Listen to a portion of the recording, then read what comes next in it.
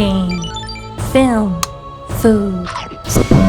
Long ago, the 4 channels lived together in harmony, but then everything changed when the YouTube algorithm attacked. Only Matpat, master of all 4 theories, could bring balance to the channels. But when YouTube needed him most, he vanished. But I believe that Matpat can save the world.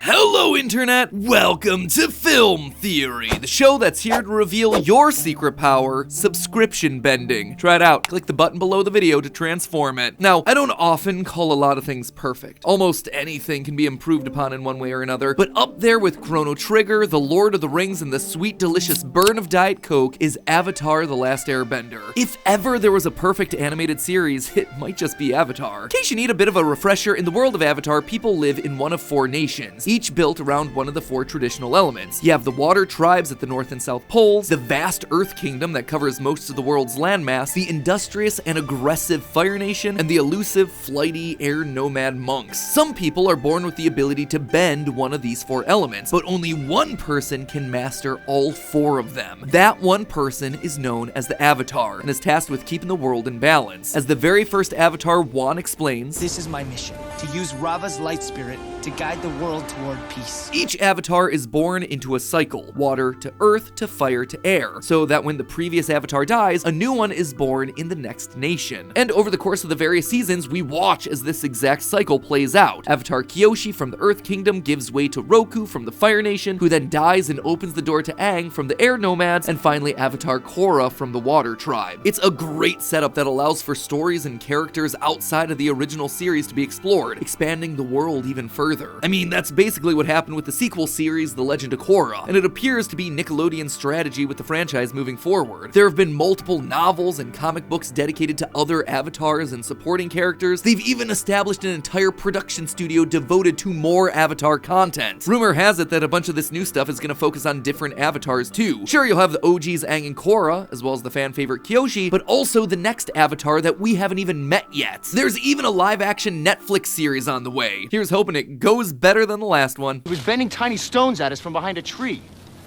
It really hurt. Anyway, in my excitement for new Avatar content, I decided to go rewatch the series and catch up on a bunch of the spin-off stories that they've released over the years. And you know what, theorists? The more and more I look, the more and more I realize that having an avatar sucks. This world is so much worse because of the avatar cycle. When you really break down what each avatar does during their life and how it compares to what each avatar is supposed to be doing, you'll realize that each and every one of them has largely failed. Enough so that you kinda gotta ask, is it even worth having an avatar at all? Hop aboard your flying bison and pour out some cactus juice, loyal theorists. I'm about to bend your ear over this broken ancient tradition. Let's start by setting our ground rules, shall we? Remember, the whole thing about the avatar is that their main goal is to keep the world in balance, both physically and spiritually. What exactly that means could be up for debate, but the way I see it, an avatar's duties largely break down into 4 main tasks. 1, helping keep international peace between the 4 nations. 2, helping keep internal peace within each of those nations. 3, protecting innocent people and bringing justice to the unjust. And 4, bridging the gap between the human world and the spirit world. So let's just start at the beginning of our list. One of the main parts of an avatar's duty is to help keep international peace between the 4 nations. And admittedly, some of them are good at it. For instance, we see that Aang has helped to set up an international government to help the 4 nations stay at peace with each other. But literally from the opening seconds of the show, we know that at least one avatar had a major oopsie in this field. The 4 nations lived together in harmony.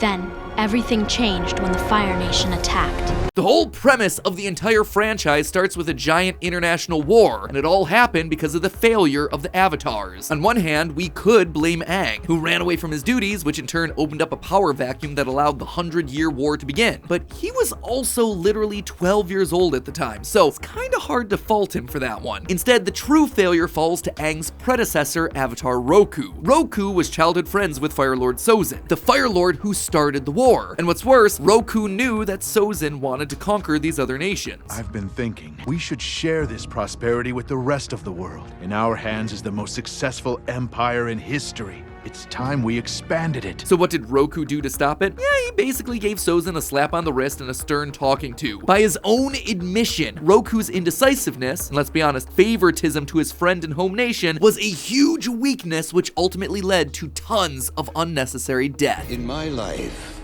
I tried to be disciplined and show restraint, but it backfired. If I had been more decisive and acted sooner, I could have stopped Sozin and stopped the war before it started. Instead, his actions led to Sozin's betrayal, his own death, and a war that lasted generations. His failure led to the complete annihilation of the Air Nation, as well as all the loss of life that comes with a war of conquest. It's not exactly gonna be making Watch Mojo's top 10 list of moments that brought balance to the world. And here's the thing, we don't have to look at Roku or Aang to see the Avatar's failures here. In the prequel novels, we learned that Avatar Zito, the Fire Nation Avatar before Roku, was born into a time of great strife for the nation. And instead of working internationally like most other avatars, Zito decided to focus on the domestic politics, becoming a bureaucrat within the Fire Nation to help his people. Though he helped shepherd the Fire Nation back to prosperity, he did this at the expense of all the other nations. This eventually led to an event known as the Platinum Affair shortly after his death, which saw the Fire Nation and Water Tribes secretly backing a challenger to the Earth Kingdom throne. When this was discovered, it led to all three nations becoming incredibly isolationist. Because of this, Zito's immediate successor, the air nomad avatar Yang Chen, would look back on Zito's legacy as messy. So as you can already start to see, having one person solely responsible for policing the entire bending world is like an impossible task. Time is going to be the avatar's most limited resource, and the decisions that they make on how to spend that time inevitably means that they're going to have to sacrifice one major part of their duty. Obviously for Zito, focusing all of his attention on bringing prosperity to the Fire Nation meant that he let conflict arise within other kingdoms with the Platinum Affair. We see a similar situation arise in the Avatar Kyoshi books. The Avatar before her had a singular focus on dealing with the spiritual duties of the role. This meant that he neglected his responsibilities as a politician. His neglect of the physical world allowed the Earth Kingdom to become destabilized by infighting, and Kyoshi was basically forced to spend her entire life cleaning up that mess. But don't feel too bad for her, she caused even more problems than she solved. Case in point, Chin the Conqueror. Now, this guy was a warlord standing up against a corrupted king. That said, Chin was far from a hero. As Kyoshi herself says, a horrible tyrant. Chin was expanding his army to all corners of the continent. This seems like the exact sort of situation where an avatar should stand up and help make peace, right? A rebellion is threatening to destabilize an entire kingdom, and both sides are led by awful people. The keeper of peace and balance should probably be looking into solving this issue. Even Kyoshi herself says, Chin the Conqueror threatened to throw the world out of balance. There's that word, balance. So what did Kyoshi do to stop Chin? Nothing. Literally nothing. Chin was able to conquer almost the entire continent. Kyoshi only decided to step in when he showed up at her doorstep to take over the peninsula that she called home. I warned him that I would not sit passively while he took our home. Yeah, sure, Kyoshi. Looks like you were getting right to that. So now that Chin is literally right in front of her, you would think that this is a good opportunity to try and stop his conquest and restore balance to the Earth Kingdom. Nope! Kyoshi uses her power to disconnect the peninsula from the mainland and then proceeds to yeet it out into the middle of the ocean. Seriously, in what's arguably the most impressive display for an avatar's powers that we see throughout the entire franchise, all Kyoshi does is pull a giant, I'ma head out. Chin's conquest was only stopped because he was too stubborn to get out of Kyoshi's way, falling to his death as Kyoshi Island was being formed. But I assure you,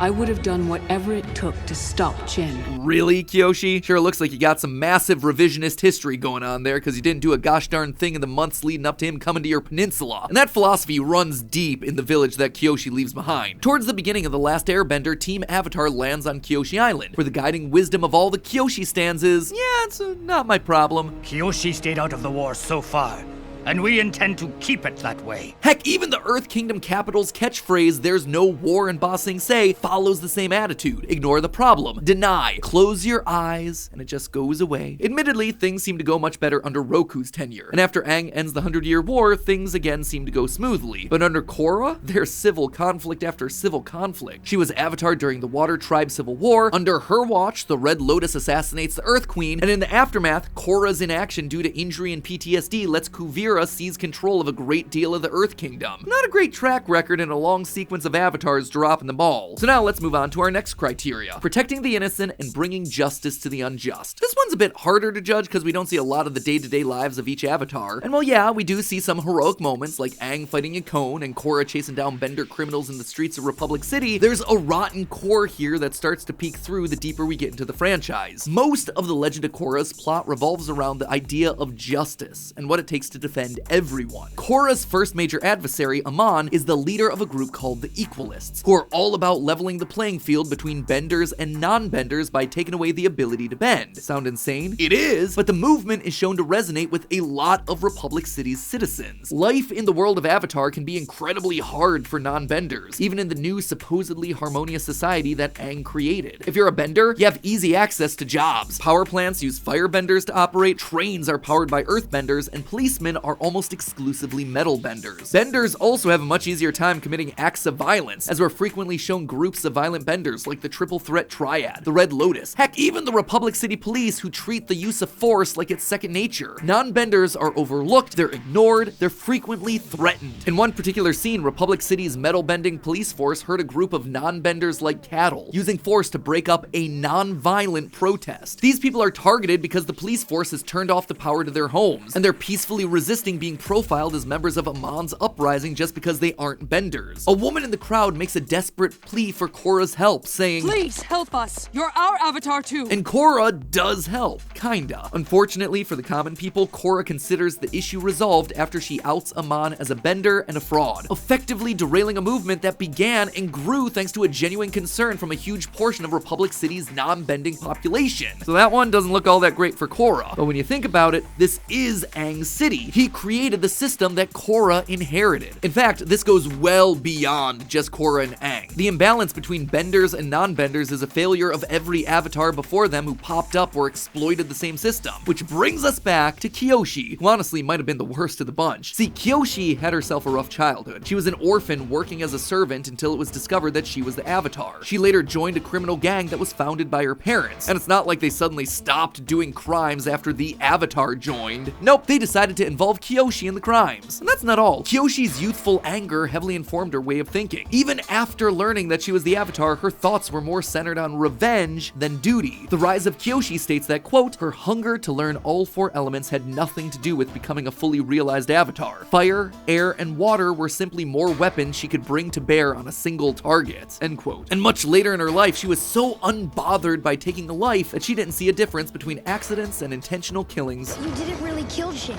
Technically, he fell to his own doom because he was too stubborn to get out of the way. Personally, I don't really see the difference. As for protecting the innocent, here again we have some problems. In Shadow of Kyoshi, Kyoshi threatens to crush a mother and her adult son to death with a boulder while trying to squeeze a false confession out of them for something they didn't do. But her single worst decision is revealed in the canonical Flash game Escape from the Spirit World. It's here that Kyoshi confesses to Aang her biggest failure. See, one of the Earth Kings during Kyoshi's life was incredibly unpopular. His leadership was seen as ineffective and corrupt, and it eventually led to a peasant uprising against him. During the riots, the king ordered Kyoshi to put the uprising down, and to her credit, she refused. Instead, she encouraged the king to listen to the grievances of the people and find compromise. Seems pretty good so far, right? But here's the thing. Kyoshi admits that she didn't like the people standing up against the kingdom. In fact, throughout the whole story, Kyoshi seems less concerned about the human rights abuses committed by the king and more concerned that the peasants are destroying historical artifacts and upsetting the stability of the monarchy. So, in exchange for the king listening to his people and ending the riots, Kyoshi agrees to train an elite group of earthbenders for him. They would be, quote, silent, precise, and feared by all. It was a force that would eventually be known as the Dai Li. Yep, you remember those creepy secret police from the animated series? The ones with the rock gloves whose loyalty could be bought and sold and who sided with Azula and the Fire Nation during the invasion of Ba Sing Se? They were Kyoshi's idea. She even admits that she regrets not foreseeing the long-term consequences of giving future Earth Kingdom monarchs access to an elite secret police force. But here's the thing, that move didn't make sense even in her time period. This king, the one that was ready to crush his own people, he shouldn't have had access to that secret police force either. Imagine what he would have had him do to the peasants if they were around to begin with. Then again, when you're as powerful as Kyoshi and you treat your powers like a big ol' hammer, I guess everything looks like a nail. So again, for a lot of the avatars, protecting the innocent and bringing justice to the unjust is just a bust. So that's 3 for 3 where a ton of avatars failed. But what about our fourth criteria here? Bridging the gap and keeping keeping the peace between the human and spirit worlds. This is basically the thing that avatars are supposed to be good at. Surely there isn't a legacy of failure here too? Well, you would think, and then you would be wrong. We hear in the prequel novel dedicated to Avatar Yang Chen that when humans and spirits came into conflict, she would strike bargains that would get the spirits to leave humans alone so long as they took care of the physical world. And of course, humans did not live up to their end of the deal. As a result, spirits wound up committing a lot of violence against humans who broke their oaths. This in turn created a huge mess for the next Avatar, Kuruk, to clean up. We discover in the Kyoshi novels that Avatar Kuruk would end up spending most of his short life fighting the dark spirits empowered by Yang Chen's decisions. Finally, let's skip forward to Avatar Korra, who might just have been the Avatar to fail the most at this one. At the end of The Legend of Korra Season 2, Korra is subdued by her uncle Unalaq, who's merged with the dark spirit Vatu. Unalaq is able to rip the Avatar spirit Rava from Korra's body, severing her connection to the past Avatars forever. Thousands of years worth of knowledge snuffed out in an instant. Additionally, during this battle, we witness a world-shifting event called the Harmonic Convergence. Basically, a portal opens between the spirit and human worlds, allowing people and spirits to pass freely between them. At the end of it, Korra decides to keep the portals to the spirit world open, a decision that reverses the stance of the very first Avatar and fatefully combines the human and spirit worlds. At first glance, it seems brilliant, right? Wouldn't the peaceful coexistence between humans and spirits create a more meaningful bond between them? Well, not necessarily. The unforeseen consequence of these two vastly different worlds colliding is complicated and really doesn't scream balance. First, the overlapping geographies of the world create huge territory issues. Houses in Republic City are overrun by vines, and entire city blocks are destabilized. Doesn't matter if you're a bender or a non-bender. Finding your living room destroyed and your building about to collapse is definitely on the list of top 5 worst breakfast time surprises. And second, Harmonic Convergence gives Zahir, one of the most dangerous warriors in the world, the power of airbending, which he promptly uses to start assassinating world leaders and throw the world out of balance. I'm gonna chalk that one up as a big oopsie there, Korra. When you stop and look at the totality of what we know about the Avatars, one thing becomes clear time and time again. This is a vicious cycle. Every single one of these Avatars dealt with difficult issues, but their solutions just wound up creating more problems for the immediate successor. Zito focused too much on his own country. Yang Chen has to deal with and break down isolationist policies. Yang Chen helps make peace between the 4 nations, but at the cost of angering the spirits. Well, Kuruk has to spend his life battling dark spirits and winds up neglecting the real world nations. Kuruk dies early in battle with spirits, leaving an unstable political situation. Kyoshi creates a secret police to try and paper over the problems of her country. Roku shows favoritism to his home nation. Aang has to deal with a century-long war and the death of his entire people. All of them ignore non-benders. Korra has to deal with the fallout and the equalists. The Avatar cycle is a cycle of violence. It is a broken system. And honestly, that makes perfect sense. Ask yourself, why does the Avatar have to have a monopoly on balance in this world? The very concept of the Avatar is imbalanced. At the end of the day, the Avatars possess the power of a god, literally, a god of light, but they're still only humans. Aang was a 12-year-old kid faced with solving a 100-year-old war. Kyoshi was a poor orphan. Eventually, she's gonna defend her home so it wasn't ripped away again. Roku was friends with Sozin. Of course, he's gonna be slow to action and more lenient in his judgment. One person holding that much power, that much influence, it's a recipe for disaster. I feel like I've heard this somewhere before. With great power